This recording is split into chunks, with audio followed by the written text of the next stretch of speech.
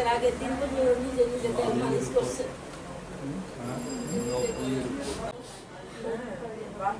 বাড়িতে যেতে দেরি বাবা তো ভীষণ চিন্তা করে। তো আমি রাত 10টা বাজে আমি ফোন করে কি সিদ্ধান্ত মানে লয়ে যেতে পারবো পার্টি অফিসটা।